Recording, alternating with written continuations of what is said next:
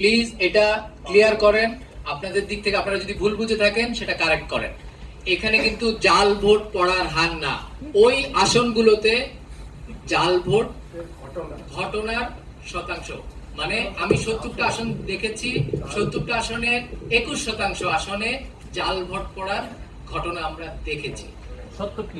70টি আসনে 21% দেখেছি। এটা প্রত্যেকটাই সেরকম। এখানে 21% ভোট পড়ার হার না, এটা ভুল ব্যাখ্যা।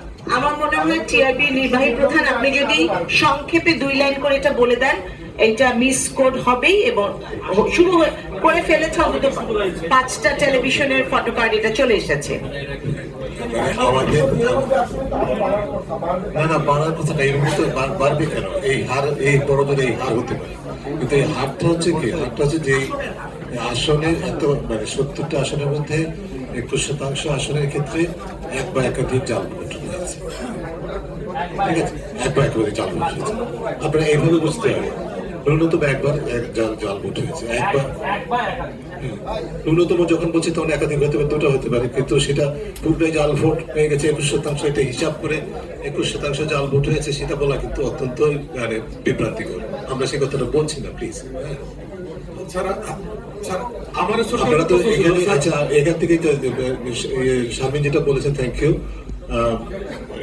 কি বলে যে যেহেতু রিপোর্টটা প্রকাশিত হয়েছে বলেছে, ইতিমধ্যে গেছে, আপনারা লাইভ করেছেন বোধ হয়, যিনি করেছেন তিনি তো এখানে উপস্থিত নিশ্চয়ই।